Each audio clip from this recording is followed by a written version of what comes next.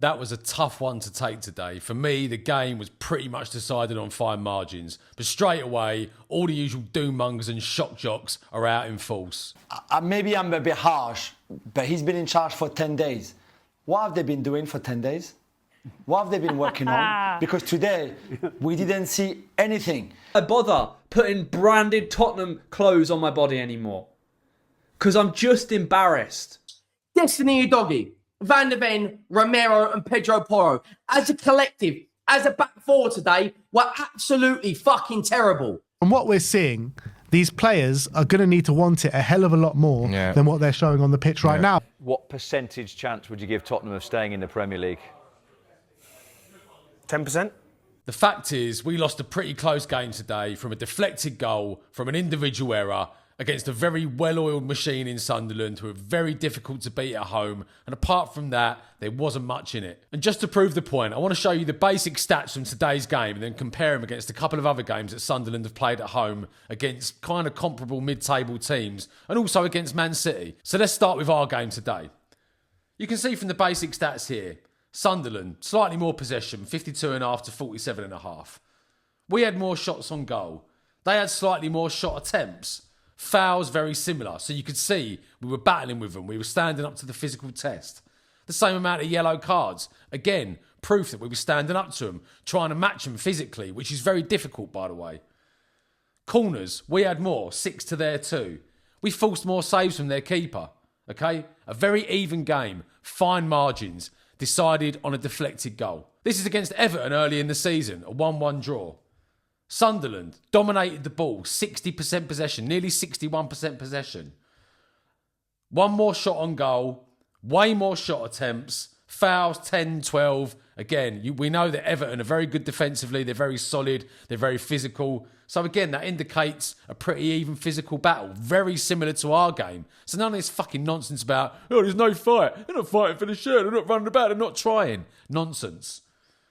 Yellow cards, 3 versus 2. Again, same thing. Corners, more for Sunderland. 1 save from the Sunderland keeper, 2 saves from Jordan Pickford. The game ended 1-1. Brentford, where Sunderland got a 2-1 victory. Possession stats, nearly identical to the possession stats against us, 54 to 45. Shots on goal, very similar, 3 from Sunderland, 4 from Brentford. Shot attempts, more from Sunderland. Fouls, 11 and 12. Again, we know Brentford are quite physical. They run their socks off. They're up for the battle. They're up for the challenge. Yellow cards, very similar. 3 for Sunderland, 2 for Brentford. Again, it indicates quite an even physical battle. We know that Sunderland excel in that department. Corners, 3 to Sunderland, 4 to Brentford. More saves from the Sunderland keeper than there was from the Brentford keeper. But they came out of a 2-1 victory. These guys are a well-oiled machine. They're very difficult to beat at home. This is the outlier, Man City. But look, 0-0. Man City couldn't break them down with Cherky, with Haaland, Semenyo, players like that, players of that ilk, players of that calibre. I think Reinders played that day. Shots on goal, 4 apiece. Shot attempts, more from Man City. And remember, look, shots on goal, 4 apiece from 32% possession. Fouls, slightly more from Sunderland against Man City. We know Sunderland are physical. They obviously, harassed, pressed Man City. Same yellow cards. Corners, slightly more for City. Saves, 4 from the Sunderland keeper, 4 from the Man City keeper. 0-0 against Man City. The point I'm trying to make is Sunderland are very difficult to beat at home. They're well-oiled. They're well-drilled. They've got a very established system. They've got an absolute brute of a striker in Brian Brobby. We saw that today. And as things go for De Zerbi's first game, I mean, Sunderland are like the fucking Antichrist when it comes to De Zerbi's style. We know that he likes to kind of wait for the opposition to press, to come onto him, and then start playing the passes, knock the balls, play through the lines, etc. You saw earlier, they're very, very disciplined. If you try and play out from the back, they will press you and they'll press you aggressively. If you beat that initial press with a couple of passes and you gain control possession, they just fall in, 11 men behind the ball. And you saw it earlier. We were knocking it along the back line. Obviously what De Zerbi's told the boys to do. Knock it along the back line, wait for 1 man or 2 men to come and pressure, then you play forward. Sunderland weren't taking the bait. You know, so you could say Regis Lebree's given Zerbi a bit of a masterclass there. I mean, Zerbi, people know how he plays, but like I say, in terms of your first game, when you've only had a couple of weeks with the boys, Sunderland are like the fucking Antichrist. Very difficult first game. I was confident. I thought we'd get the win with a new manager bounce. I was wrong. But you know what? Just like De Zerbi says here, we didn't deserve to win. We didn't deserve to lose either. I think we played a good game, not enough to win. We didn't deserve to lose the game, but we have to accept, we have to move on and to prepare the next game. Normally it's not the right Tottenham, no, because we played a good game, but we are suffering this moment. But we have to be stronger because we have the quality enough to come out from this difficult moment. And look, I just want to say, I'm not deluded. It's not lost on me that we're approaching the realms of like needing a miracle to stay up here. You know, the great escape, that type of scenario. Like, we haven't won a game since November in the Premier League, and now we've got to win at least 3 of our final 6 games. So it's looking bad. I'm not going to lie. It's looking bad. But I still have the faith. I know that these guys that I call doom mongers and shock jocks, yeah, on one hand, I do think they do it for the clicks and the views and that. I mean, who doesn't these days? Let's face it. But also on the other hand, I do appreciate they're fans. It hurts them when we lose. It hurts me as well. But we just need a level head about this. We need to be calm about this. Try and get the 3 points in the next game because, you know, I'll say it now. I've been trying to stay positive. If we don't win against Brighton, I think we're pretty much relegated. And so next week, it's must win. In terms of individual player performances, there's a couple of things I want to mention. I thought Antonin Kinski was superb today. I'm really, really pleased for the boy. After the Atletico game, I didn't think we'd ever see him again. But today, he was very comfortable with the ball at his feet. His distribution was good. His handling was good. Commanded his box well. Made a couple of really good saves.